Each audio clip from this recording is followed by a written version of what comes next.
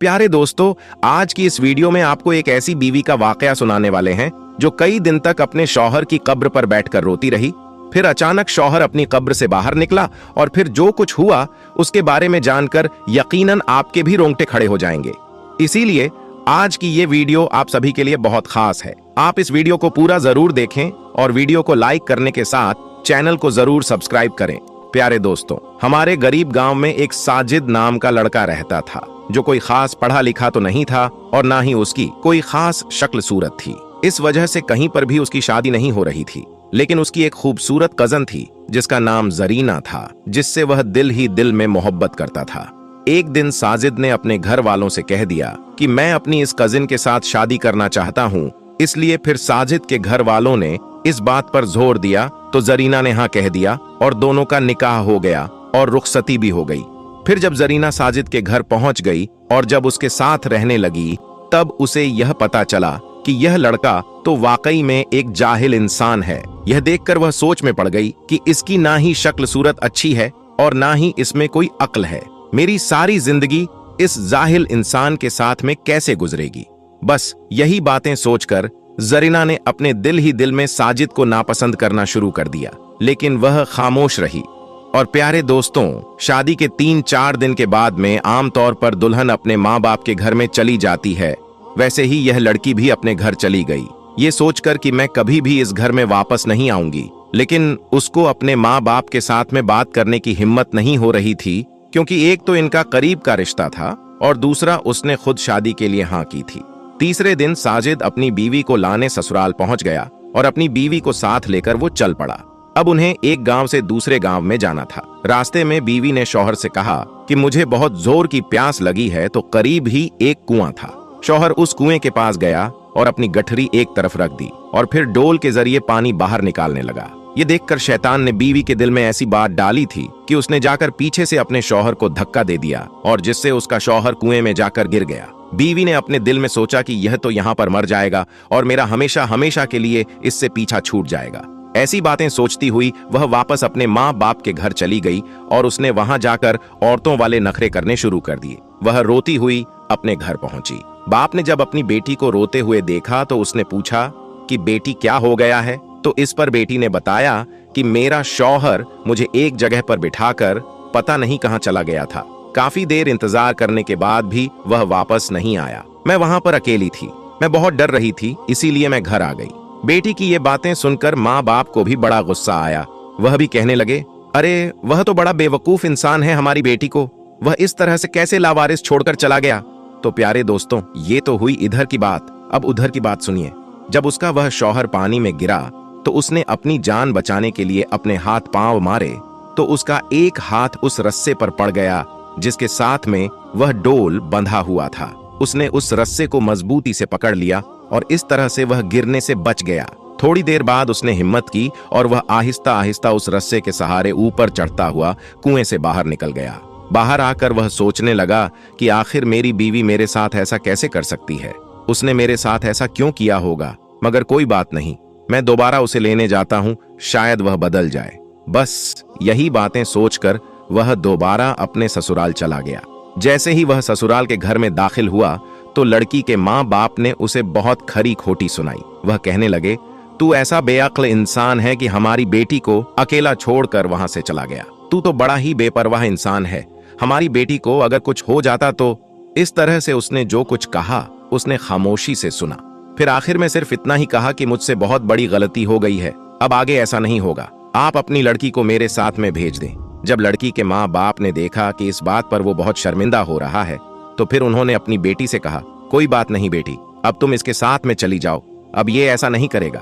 अब उसकी बीवी फिर से उसके साथ तो चल पड़ी, लेकिन उसके दिल में एक बात बार बार आ रही थी और वह सोचने लगी कि अगर यह अनपढ़ है, बेअक्ल है, इसकी शक्ल अच्छी नहीं, पर उसने मेरे माँ बाप के सामने मेरे ऐब को छुपाया, इसका दिल बहुत बड़ा है। अगर आज ये मेरे माँ बाप के सामने मेरी हरकतें खोल देता तो मैं अपने माँ बाप को मुंह दिखाने के काबिल नहीं रहती।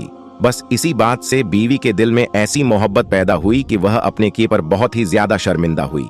उसने सच्चे दिल से अपने शौहर को अपना भी लिया। शौहर ने देखा कि उसकी बीवी अपने किए पर बहुत शर्मिंदा है और वाकई में उसमें काफी तब्दीली भी आ गई थी। इसी वजह से फिर अपनी बीवी के सामने उसने यह बात कभी दोबारा नहीं कही। खैर, उसके बाद उन दोनों मियां बीवी में बेपनाह मोहब्बत ने जन्म ले लिया, और मोहब्बत भी ऐसी कि अब दोनों एक दूसरे के बगैर सांस भी नहीं लेते थे। फिर ऐसे करते करते कब 5 साल का वक्त गुजर गया, दोनों को एहसास तक ना हुआ। बस अब दोनों की जिंदगी में अगर किसी बात की कमी थी तो वो थी औलाद की कमी। दोनों को नेक औलाद की ख्वाहिश थी, मगर हर मुमकिन कोशिश के बाद अल्लाह ने उनको औलाद से नहीं नवाजा। फिर एक दिन अल्लाह ने उनकी ये दुआ भी सुन ली। दोनों मियां बीवी के लिए वह बेहद ही खुशी का दिन था। जब बीवी को मालूम हुआ कि वह हामला है तो उसको ऐसा लगा कि जैसे उसकी जिंदगी मुकम्मल हो गई हो। लेकिन दोस्तों, अल्लाह को शायद कुछ और ही मंजूर था। 6 महीने के बाद एक हादसे में अचानक साजिद का इंतकाल हो गया। शौहर की अचानक मौत से बीवी को गहरा सदमा लगा और उसका रो रो कर बुरा हाल हो गया। उसकी तो पूरी जिंदगी ही उजड़ चुकी थी। उसको ऐसा लगने लगा था कि जैसे वो अब जी नहीं पाएगी। लेकिन उसके जीने की आस, उसकी कोख में पलने वाला वो बच्चा है। अब उसको अपने उस बच्चे के लिए जीना ही था, क्योंकि बीवी अपने शौहर की आखिरी निशानी को न सिर्फ दुनिया में लाना चाहती थी, बल्कि उसे परवान भी चढ़ाना चाहती थी। फिर गांव के कब्रिस्तान में दफना दिया गया। ये बीवी रोजाना अपने शौहर के कब्र पर जाती और वहां कुरान पाक की तलावत करती थी। दोस्तों, वीडियो को लाइक करते रहे।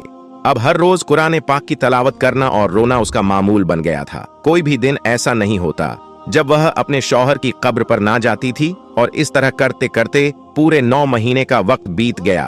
तो अब वह वक्त भी आ चुका था जब इसका बच्चा अब इस दुनिया में आ सकता था। एक दिन ऐसा हुआ कि बीवी अपने शौहर की कब्र पर बैठी रो रही थी, तो तभी अचानक से उसे शदीद दर्द होना शुरू हो गया। दर्द इस कदर तेज होने लगा कि वह वहीं पर अपने शौहर की कब्र के पास में गिर गई और मदद के लिए पुकारने लगी। मगर कब्रिस्तान में दूर दूर तक कोई भी दिखाई नहीं दे रहा था जो उसकी मदद के लिए वहां आता। दर्द से उसे ऐसा लग रहा था कि जैसे उसका आखिरी वक्त आ चुका है। उसने अल्लाह से मदद के लिए दुआ की या अल्लाह, मैं अपने शौहर की आखिरी निशानी को इस दुनिया में लाना चाहती हूँ। या अल्लाह, तू ही मदद करने वाला है। या अल्लाह, मेरी मदद फरमा। दर्द से तड़पते हुए बीवी को काफी वक्त बीत गया था, मगर वहां पर कोई भी उसकी मदद के लिए नहीं आया था। अब तो दर्द की वजह से उसकी आंखें भी बंद होने लगी थीं। उस पर मौत किसी कैफियत तारी होने लगी थी कि इतने में अचानक से किसी ने पीछे से आकर उसका हाथ थाम लिया। उसने अपनी रोती हुई आंखों से देखा तो उसके होश उड़ गए। उसने देखा कि उसका हाथ थामने वाला कोई और नहीं बल्कि उसका शौहर साजिद ही था, जिसे देखकर वह रोने लगी और कहने लगी, साजिद, आप मुझे माफ कर दें। मैं आपकी आखिरी निशानी दुनिया में लाने से पहले ही शायद दुनिया छोड़कर जा रही हूं। शौहर ने प्यार से अपनी बीवी के माथे को सहलाया और फिर उसको उठाकर वहां से चल पड़ा। फिर जब बीवी को होश आया तो उसने देखा कि वह एक सुनसान जगह पर थी और उसे एक बच्चे के रोने की आवाज सुनाई दे रही थी। वह कुछ भी समझ नहीं पा रही थी। फिर उसने अपने शौहर को जोर जोर से पुकारा तो फिर एक औरत उसके पास आई और कहने लगी, मुबारक हो, अल्लाह ने आपको बेटे से नवाजा है। जरीना ने फौरन पूछा कि मैं कहां पर हूं। तो उस औरत ने बताया कि तुम बहुत बुरी हालत में थी, तुम्हें मेरे पास एक शख्स छोड़कर गया था। मैं इस गांव में दाई का काम करती हूँ। अच्छा हुआ कि ठीक वक्त पर तुम यहाँ आ गई, वरना तुम्हारी और तुम्हारे इस बच्चे की जान भी जा सकती थी। जरीना ने पूछा, वह शख्स कौन था? तो औरत ने कहा कि उसने मुझे कुछ नहीं बताया, बल्कि उसने अपना चेहरा एक चादर से छुपा रखा था और तुम्हें मेरे हवाले करके पता नहीं वो शख्स कहां चला गया। प्यारे दोस्तों, वो अजनबी शख्स कौन था? उसका शौहर था या फिर कोई और था? जरीना आज तक इस बात को नहीं समझ पाई, लेकिन वह जो भी था वह अल्लाह की तरफ से गेबी मदद थी। उसने अपने बेटे को देखा और फिर सीने से लगाकर फूट फूट कर रोने लगी और अल्लाह का शुक्र अदा करने लगी। और आज सालों बीत गए, लेकिन जरीना ने अपने शौहर की कब्र पर जाना आज तक नहीं छोड़ा। जरीना आज तक अपने शौहर को नहीं भूल पाई। वह खुश है कि उसके शौहर की आखिरी निशानी यानी कि उसका बेटा उसके साथ में है। तो दोस्तों, आपकी इस वीडियो के बारे में क्या राय है? कमेंट करके जरूर बताइएगा। दोस्तों, मिलेंगे आपसे किसी एक ऐसी ही कीमती वीडियो के साथ। तब तक के लिए अल्लाह हाफिज।